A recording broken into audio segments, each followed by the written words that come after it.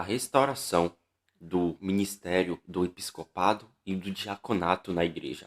Meus irmãos, neste estudo estarei abordando o assunto sobre o presbitério e sobre o diaconato na Igreja de Deus, porque este assunto é um assunto de muita importância para a restauração de todas as coisas, visto que é necessário a restauração dos ministérios da igreja. Os ministérios têm que estar restaurados antes da volta do Rei Jesus. Repare que assuntos como duas casas de Israel e sete festas de Deus são assuntos que fazem parte da restauração do ensino de Jesus. Contudo, o episcopado e o diaconato, eles também fazem parte da restauração do ensino de Jesus. E isso é bem importante de ser restaurado, em razão de que, através destes ministérios, os assuntos da palavra de Deus é anunciado para o povo do Senhor. Logo, estarei falando no canal sobre o assunto a respeito do bispo e do diácono na Igreja de Deus. Irei também abordar sobre o assunto do papel da mulher na igreja, posto que isso é também de muita importância para a Igreja de Deus. Depois, meus irmãos, se Deus permitir, eu vou estar falando sobre o papel da mulher na igreja. E peço que os irmãos depois olhem a postagem sobre o assunto referente ao papel da mulher na igreja. Eu ainda não postei este assunto, contudo, futuramente, se Deus permitir, eu vou postar esse assunto porque ele é de muita importância. Mas esse estudo aqui, ele também fala sobre algumas coisas do papel da mulher na Igreja de Deus. Peço que vocês tenham paciência e leiam ou ouçam os estudos do canal, dado que você tem que entender os assuntos da palavra de Deus. E por isso, vamos entrar no tema referente ao episcopado e ao diaconato na igreja. Haverá partes do estudo sobre o episcopado e sobre o diaconato, e por esta causa é necessário que você, através do estudo, avance no pleno conhecimento de Deus e de Cristo. Não rejeite as palavras de Jesus, porque as sãs palavras de Cristo podem tornar você sábio para a salvação de Deus. E para iniciarmos este estudo, quero que vocês entendam o seguinte: a palavra episcopado é o mesmo que bispo e presbítero. O episcopo está ligado com pastorear, ele está ligado com o cuidado, pois o bispo também é alguém que pastoreia a igreja de Deus. E ainda o bispo lidera os diáconos. Não obstante, o que é ser diácono na igreja? Bom, diácono, ele está ligado com os 5 ministérios da igreja, que é apóstolo, profeta, evangelista, pastor e mestre. E quando Paulo fala a respeito da mulher, ele afirma que as mulheres não devem ensinar a palavra de Deus, mas elas têm que dar um bom testemunho na vida daqueles que assumem os 5 ministérios da igreja. E esses 5 ministérios da igreja, ele é o diaconato, meus irmãos. O episcopado é o supervisor da igreja e é o cargo que está acima do diaconato. Contudo, o diaconato, ele está abaixo do episcopo. Tanto a mulher do episcopo como a mulher do diácono, ambas têm que auxiliar os seus maridos nessa obra, não pregando na igreja, todavia dando um bom testemunho diante dos homens. E como a mulher pode dar um bom testemunho? O bom testemunho da mulher é de cuidar bem de seus filhos, cuidar da sua casa e auxiliar o marido, pois não tem como um homem que é casado assumir o bispado se não tiver uma mulher que dê bom testemunho diante das pessoas. Porquanto, se o homem que é casado deseja assumir o episcopado, ele será reprovado se tiver uma mulher que não dá bom testemunho.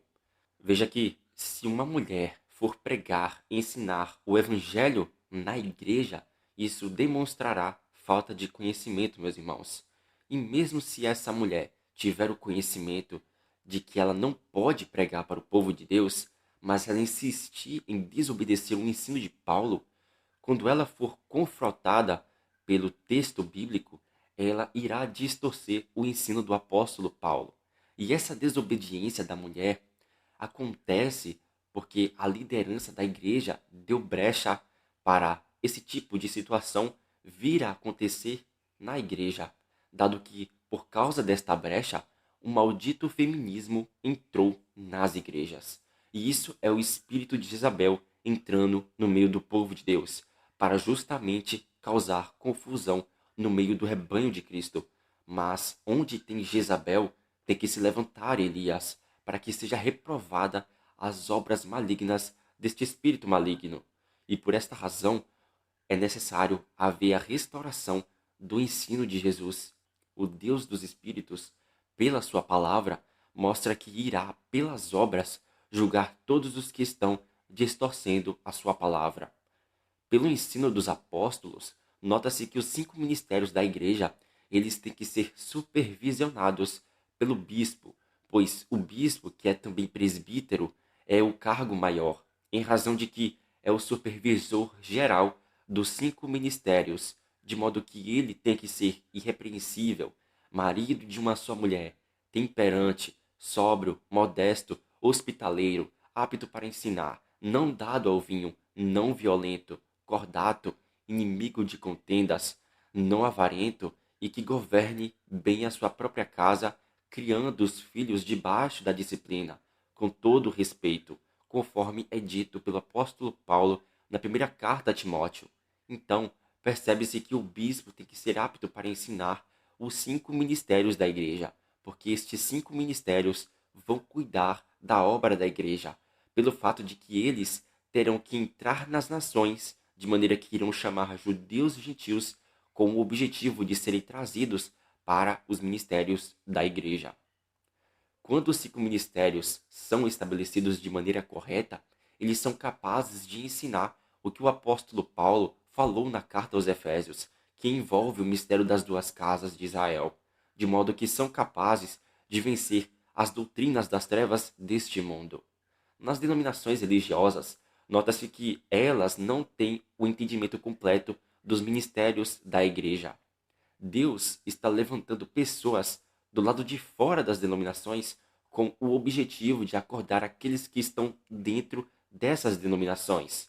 Logo, Deus está aos poucos levantando pessoas, concedendo sabedoria a elas para que estas venham a espalhar o verdadeiro entendimento para todos os que creem em Jesus Cristo.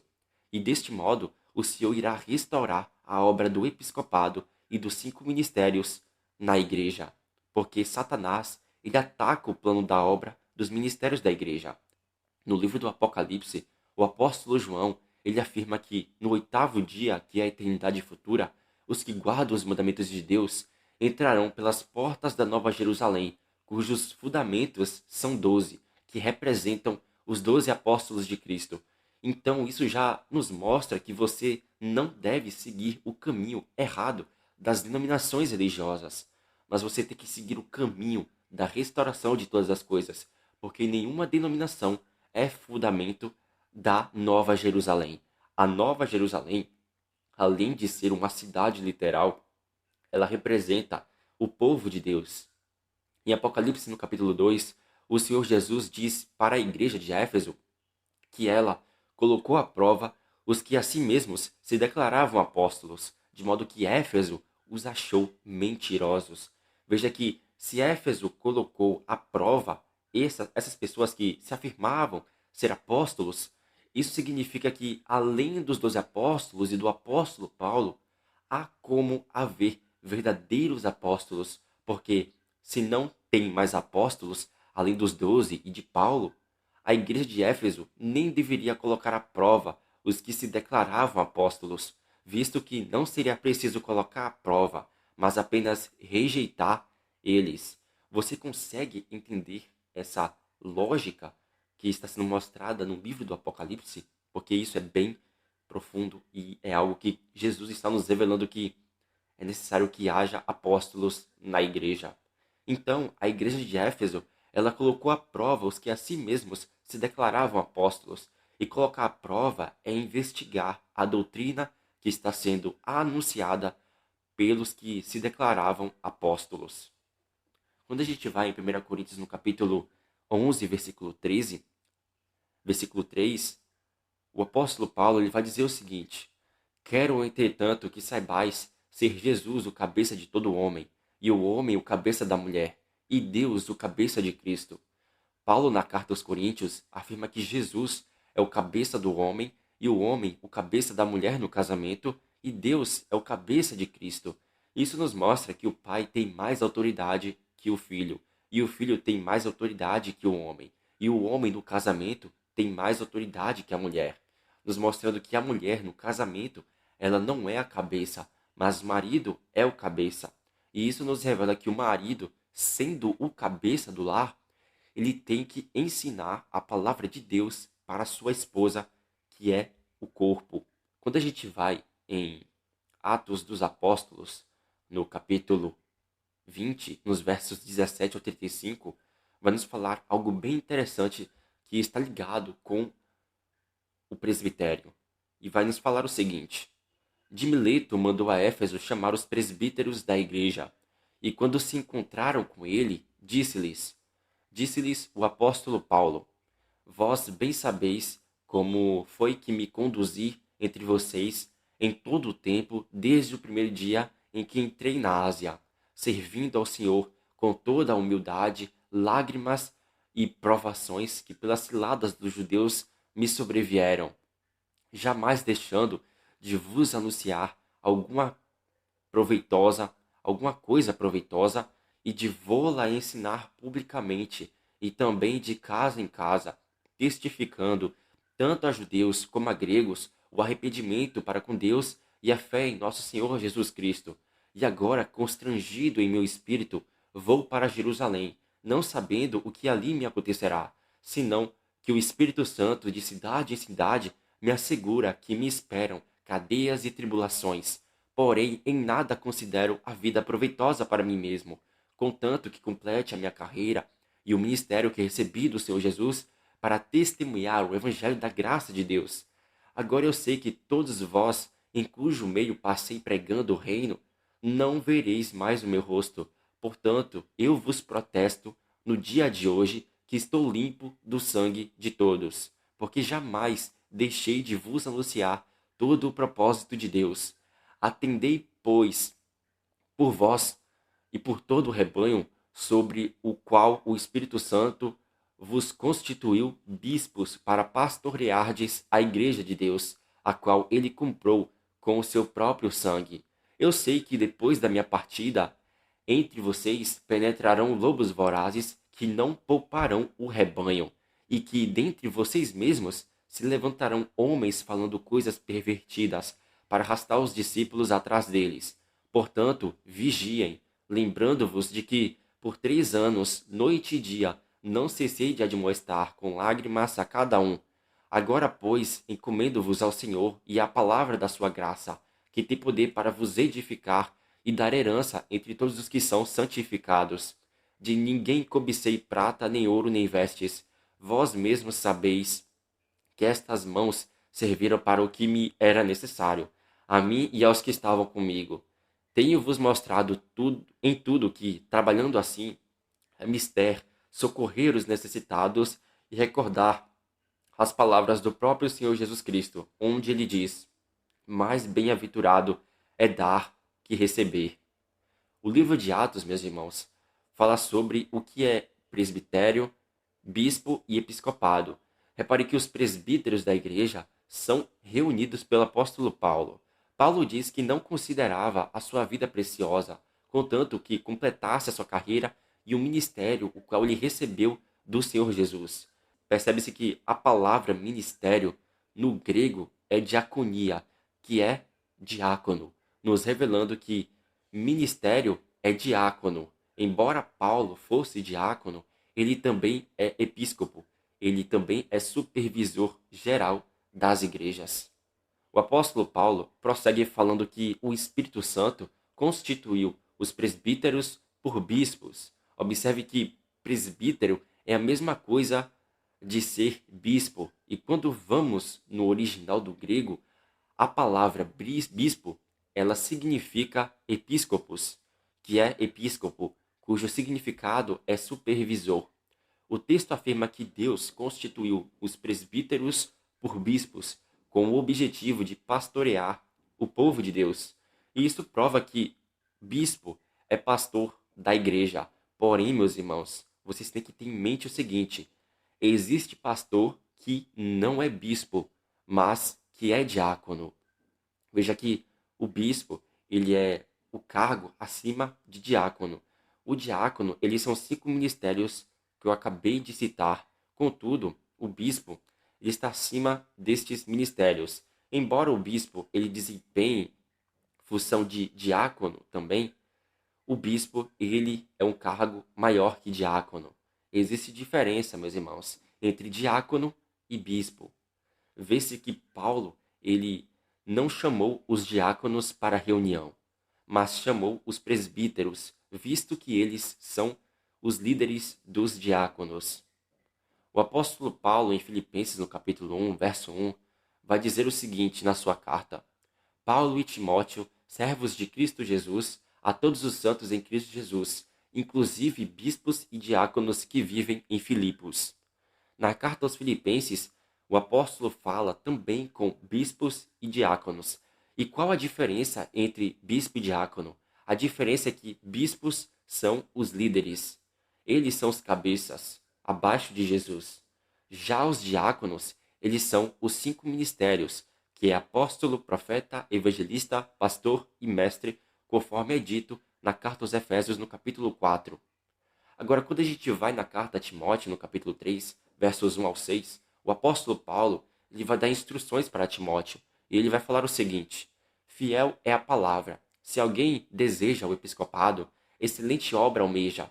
É necessário, portanto, que o bispo seja irrepreensível, esposo de uma só mulher, temperante, sóbrio, modesto, hospitaleiro, apto para ensinar, não dado ao vinho, não violento, porém cordato, inimigo de contendas, não avarento, e que governe bem a própria casa, criando os filhos sob disciplina, com todo o respeito. Pois, se alguém não sabe governar a própria casa, como cuidará da igreja de Deus? Não seja neófito para não suceder que se ensoberbeça e incorra na condenação do diabo. Na carta a Timóteo, meus irmãos, podemos ver que o apóstolo Paulo diz que a palavra que ele falará é uma palavra fiel. E o que ele diz? Ele diz que se alguém deseja o episcopado, excelente obra almeja. E o episcopado é o bispado, é o bispo. De modo que ele fala sobre o bispo no verso 2 dessa carta. Então a gente pode ver que episcopado é a mesma coisa que bispo, meus irmãos. Repare que o apóstolo diz que só pode ser bispo aquele que tiver todas as características as quais o apóstolo Paulo citou. E o interessante é que o bispo tem que ser casado com uma só mulher. Nota-se que tem que ser casado para ser supervisor da igreja de Deus. Mas se a pessoa ela escolher ser igual ao apóstolo Paulo, no sentido de não ter a intenção de casar, assumindo o episcopado, essa pessoa ela não deverá mais casar. Ela não irá casar. Contudo, se um homem sem se casar deseja ao episcopado, mas pretende se casar, esse tal não poderá assumir o episcopado, enquanto não casar, visto que a ordem do apóstolo é que o episcopo tem que ser casado e obedecer a todos os critérios estabelecidos, meus irmãos. Além disso, o episcopo ele não pode ser neófito, ou seja, o episcopo não pode ser alguém que se converteu recentemente, porque se o neófito se tornar episcopo, esse neófito correrá grande risco de se tornar soberbo e incorrer na condenação do diabo. Embora saibamos que o episcopo ele é o supervisor da igreja, uma pergunta pode ficar no ar.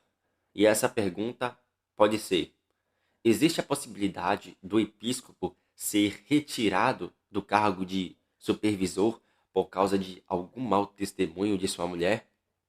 Em resposta a esta pergunta, existe sim a possibilidade do episcopo ser retirado do cargo, visto que, se ele não coloca a sua casa em ordem, ele irá ser retirado do episcopado. Contudo, antes dele ser retirado deste cargo, é necessário analisar tudo isso através da reunião da liderança da igreja. Veja que se houver alguma acusação contra o bispo, é necessário ter o depoimento de 2 ou 3 testemunhas, conforme Paulo fala na carta ao Timóteo, no capítulo 5. E agora, quando a gente dá continuidade ao capítulo 3 da carta ao Timóteo, nos versos 8 ao 13, vai nos dizer o seguinte: semelhantemente, quanto a diáconos, é necessário que sejam respeitáveis de uma só palavra, não inclinados a muito vinho, não cobiçosos de sórdida ganância, conservando o mistério da fé, com a consciência limpa. Também sejam estes primeiramente experimentados, e se mostrarem irrepreensíveis, exerçam o diaconato. Da mesma sorte quanto a mulheres, é necessário que sejam respeitáveis, não maldizentes, temperantes e fiéis em tudo. O diácono seja marido de uma só mulher, e que governe bem seus filhos e a sua própria casa, pois os que desempenharem bem o diaconato alcançam para si mesmos justa preeminência e muita intrepidez na fé em Jesus Cristo. O apóstolo Paulo, na continuidade da sua carta, após ter falado sobre o episcopado, ele fala sobre o diaconato. Nota-se que o apóstolo coloca critérios também para o homem ser diácono na igreja. Veja aqui, o diaconato tem que ser marido de uma só mulher e irrepreensível. E após isso, o apóstolo Paulo fala sobre a mulher. Repare que quando Paulo fala da mesma sorte, Paulo não está falando que a mulher ela pode ensinar na igreja ou se tornar um episcopo ou diácono, em razão de que ele tinha afirmado na mesma carta que a mulher não deve ensinar ou exercer autoridade de homem na igreja. Então, a mulher não pode ser supervisora da igreja e nem pode ser diácono. Se você vê alguma mulher se chamando de pastora ou ensinando na igreja, se você vê isso, isso não é bíblico, não faz parte do ensino do episcopo dos episcopos, que é o Senhor Jesus. Visto que quando o apóstolo afirma que da mesma sorte, ele está falando que assim como a mulher do bispo tem que auxiliar o seu marido em casa, cuidando dos filhos, sendo submissa a ele, tendo ela o bom testemunho, assim também a mulher do diácono tem que agir desta maneira. E por esta razão que o apóstolo fala que a mulher tem que ser respeitável, não maldizente, temperante e fiel em tudo. Paulo não disse que a mulher tem que exercer ensino na igreja. Observe que, embora o episcopo ele seja supervisor da igreja, ele também é diácono, porque ele faz parte dos ministérios da igreja, dado que quando olhamos o que o apóstolo Paulo fala para o episcopo ser, é a mesma coisa que o apóstolo recomenda para o diácono. Mas a diferença entre diácono e bispo é que o bispo é o cabeça do diácono. O diácono, ele não é o cabeça do episcopo. Contudo, se o diácono deseja ser episcopo, ele tem que seguir os critérios citados pelo apóstolo Paulo.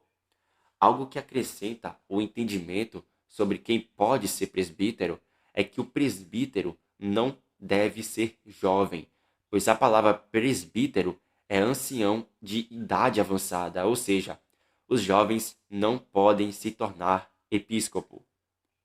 Quando a gente vai na carta a Tito, no capítulo 1, versos 5 ao 9, o apóstolo Paulo ele vai dizer o seguinte: por esta causa te deixei em Creta, para que você pusesses em ordem as coisas restantes, bem como em cada cidade constituísses presbíteros, conforme te prescrevi, alguém que seja irrepreensível, marido de uma só mulher, que tenha filhos crentes, que não são acusados de dissolução, nem são insubordinados, porque é indispensável que o bispo seja irrepreensível como dispenseiro de Deus, não arrogante, não irascível, não dado ao vinho, nem violento, nem cobiçoso de torpe ganância, antes hospitaleiro, amigo do bem, sóbrio, justo, piedoso, que tenha domínio de si, apegado à palavra fiel, que é segundo a doutrina, de modo que tenha poder tanto para exortar pelo reto ensino, como para convencer os que o contradizem. Na carta do apóstolo Paulo a Tito, podemos ver que Tito, ele era jovem. Veja que Tito, mesmo sendo jovem, ele podia constituir presbíteros, Contudo, o que podemos ver nessa carta, meus irmãos? Porque o jovem, ele não pode constituir presbítero. A gente vê aqui que houve uma lei da exceção. Nos próximos estudos, meus irmãos, eu estarei falando sobre a lei da exceção, que é uma lei que aparece na palavra de Deus. Contudo, essa lei, ela não anula a lei já estabelecida pelo Senhor.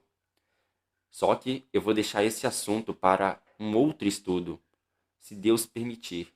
Mas veja que a gente pode ver que Tito, sendo jovem, só podia constituir presbítero por causa que o próprio Tito estava debaixo da autoridade do apóstolo Paulo, visto que Paulo, naquele momento, não poderia constituir bispos pelo fato de que ele se encontrava em uma situação na qual não conseguia chegar até aquela igreja, porquanto somente quem é presbítero, supervisor, pode constituir bispos na igreja de Deus.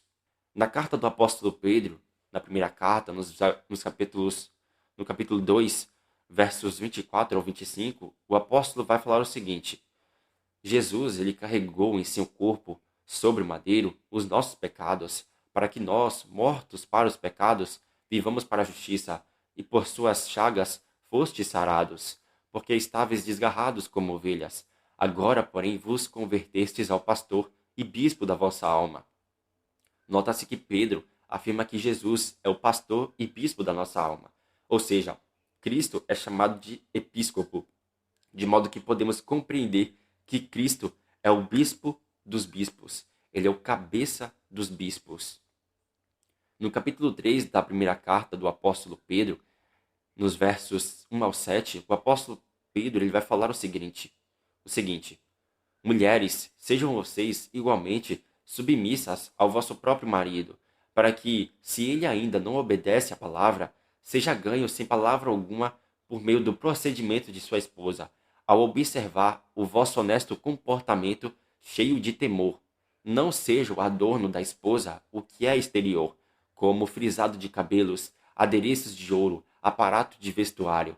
Seja, porém, o homem interior do coração, unido ao incorruptível trajo de um espírito manso e tranquilo, que é de grande valor diante de Deus, pois foi assim também que a si mesmas se ataviaram antes as santas mulheres que esperavam em Deus, estando submissas ao seu próprio marido, como fazia Sara, que obedeceu a Abraão, chamando-lhe Senhor, da qual vós vos tornastes filhas, praticando o bem e não temendo perturbação alguma. Maridos, vocês igualmente vivam a vida comum do lar, com discernimento, e tendo consideração para com a vossa mulher como parte mais frágil. Tratai-a com dignidade, porque sois juntamente herdeiros da mesma graça da vida, para que não se interrompam as vossas orações. Repare que a instrução de Pedro nos mostra que realmente a mulher não deve ensinar a palavra de Deus. Veja que o apóstolo diz que a mulher tem que ser submissa ao seu marido, o qual desobedece o ensino de Jesus. E esse marido, ele não é um incrédulo, meus irmãos. Esse marido que o apóstolo Pedro está falando, ele não é um marido incrédulo, mas é alguém que está vivendo em desobediência à palavra de Deus. Pois, se ele não está obedecendo a palavra, o apóstolo Pedro diz para a mulher ganhar a ele sem nenhuma palavra, por meio do procedimento da esposa. Então Pedro está nos falando que a mulher que está casada com um marido desobediente deve ganhar ele através das boas obras. E isso mostra que Pedro não está contra a instrução de Paulo. Analise que nos dias atuais a esposa não consegue ganhar um marido para Cristo por causa de um mau testemunho que ela está dando. Pedro deu todas aquelas instruções para que as orações do casal não venham a serem interrompidas. Veja que o apóstolo afirma que a mulher deve ser tratada como parte mais frágil. Todavia, várias mulheres, meus irmãos, mulheres que se dizem cristãs, elas não seguem o ensino de Pedro. Elas, por causa do feminismo, afirmam que não são frágeis, de modo que nas igrejas usam autoridade de homem para pregar. E por meio disso, meus irmãos, por causa dessa brecha, acontece adultério, de maneira que os filhos se tornam mais e mais rebeldes. Pelo fato das más obras do casal existir, as orações deles não são atendidas pelo Senhor. Porquanto, quando nós olhamos os casais de hoje em dia, a mulher, ela se torna o cabeça da casa, ela se torna o líder da casa. E o marido, ele é submisso à mulher, ele é submisso à sua esposa. Veja que você consegue enxergar a confusão que há no meio dessa gente? Infelizmente, a mídia, os filmes e as séries faz uma programação na mente dos homens e das mulheres, afirmando que a mulher tem que mandar no marido, o marido tem que ser submisso à sua esposa, de modo que os filhos se tornam cada vez mais desobedientes e as orações, elas não são atendidas pelo Senhor. E é dessa maneira que o diabo, ele destrói as famílias por causa do maldito feminismo. Quando a gente vai na carta aos Efésios, no capítulo 4, versos 7 ao 32, o apóstolo Paulo, ele diz o seguinte: E a graça foi concedida a cada um de nós segundo a proporção do dom de Cristo. E por isso diz: Quando ele subiu às alturas, levou a aprisionada à prisão, levou cativo o cativeiro e concedeu dons aos homens. Ora, que quer dizer subiu, senão que também havia descido às regiões inferiores da terra? Aquele que desceu é também o mesmo que subiu acima de todos os céus para encher todas as coisas. E ele mesmo concedeu uns para apóstolos, outros para profetas, outros para evangelistas, outros para pastores e mestres, com vistas ao aperfeiçoamento dos santos para o desempenho do seu serviço, para a edificação do corpo de Jesus, até que todos cheguemos à unidade da fé e ao pleno conhecimento do Filho de Deus, à perfeita varonilidade, à medida da estatura da plenitude de Cristo, para que não sejamos mais como meninos agitados de um lado para o outro, levados ao redor por todo vento de ensino, pela artimanha dos homens, pela astúcia com que induzem ao erro, mas seguindo a verdade em amor, cresçamos em tudo naquele que é a cabeça, Cristo, de quem todo o corpo bem ajustado e consolidado pelo auxílio de toda a junta, segundo a justa cooperação de cada parte, efetua o seu próprio aumento para a edificação de si mesmo em amor. Isto, portanto, digo, e no Senhor testifico, que não mais andeis como também andam os gentios, na vaidade dos seus próprios pensamentos, obscurecidos de entendimento, alheios à vida de Deus por causa da ignorância em que vivem, pela dureza do seu coração, os quais, tendo se tornado insensíveis, se entregaram à dissolução para que, com avidez, cometerem toda sorte de impureza. Mas não foi assim que aprendestes a Cristo, se é que de fato o tendes ouvido e nele fostes instruídos, segundo é a verdade em Jesus, no sentido de que, quanto ao trato passado, vos despojeis do velho homem que se corrompe segundo as suas concupiscências do engano, e vos renoveis no espírito do vosso entendimento, e vos revistais do novo homem, criado segundo Deus, em justiça e retidão, procedentes da verdade. Por isso, deixando a mentira, fale cada um de vocês a verdade para com seu próximo, porque somos membros uns dos outros. Irai-vos e não pequeis, não se ponha o sol sobre a vossa ira, não dê lugar ao diabo. Aquele que furtava, não furte mais. Antes trabalhe fazendo com as próprias mãos o que é bom, para que tenha com que acudir ao necessitado. Não saia da vossa boca nenhuma palavra torpe, e sim unicamente a que for boa para a edificação, conforme a necessidade, e assim transmita graça aos que ouvem. E não entristeçais o Espírito de Deus, no qual fostes selados para o dia da redenção. Longe de vocês toda amargura, cólera, ira e gritaria e blasfêmias, e bem assim toda malícia.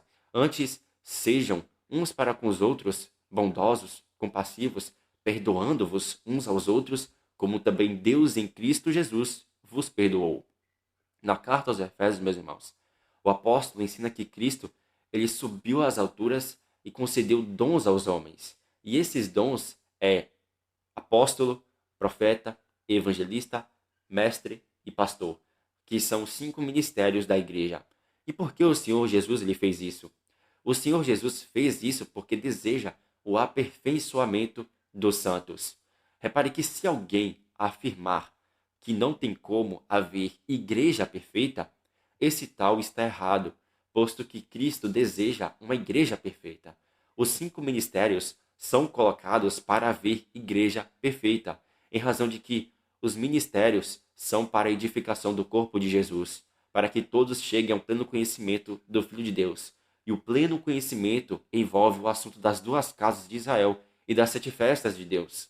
Observe que Jesus ele subiu às alturas com o objetivo de encher todas as coisas e completar todas as coisas do que? Jesus ele subiu às alturas com o objetivo de encher todas as coisas da sua obra, cuja obra são as 7 festas, visto que 4 festas se cumpriram, porém falta 3 festas a serem completas. Observe que quando o povo passar pelas trombetas, pela festa das trombetas e expiação, eles, com corpos glorificados, irão entrar na festa dos tabernáculos, que é o milênio, e por esta causa eles estarão na estatura completa de Cristo. E por isso, todas as coisas estarão completas no povo de Deus. Não obstante, para ter todas essas coisas, é necessário haver os 5 ministérios citados pelo apóstolo Paulo, os quais irão instruir o povo a se tornar pessoas sábias pertencentes ao Senhor. O apóstolo afirma que os ministérios são para fazer com que o povo não siga ventos de ensino. O que é vento de doutrina? O vento de doutrina é heresias. E as heresias, infelizmente, meus irmãos, elas se manifestam nos dias atuais para muitas pessoas. E dentre essas heresias se encontra o preterilacionismo, o calvinismo e dentre outras heresias de perdição. O apóstolo afirma que temos que seguir a verdade em amor, com o objetivo de crescermos em Cristo. Existem pessoas que, ao olhar heresias sendo derrubadas por terra e serem denunciados os falsos mestres, elas afirmam que, ao invés de fazer isso, é necessário que você fale do amor de Cristo para as outras pessoas. Mas esse tipo de fala, meus irmãos, ela é incoerente. Vocês conseguem perceber o quão errado é esse nível de entendimento dessas pessoas? Porque anunciar a verdade, meus irmãos, é falar o que o amor está dizendo. Porquanto, repreender falsos mestres e ser contra as heresias, isso é o amor da verdade, em razão de que, na verdade, há o amor. Meus irmãos, essa foi a parte 1 sobre o assunto da restauração do ministério do episcopado e do diaconato.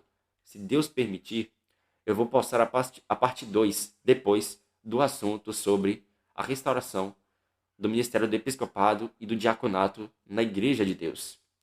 Que Deus nos abençoe e nos dê mais e mais sabedoria e espírito de revelação para entendermos mais a sua palavra. Amém? Que a graça do Senhor esteja com vocês.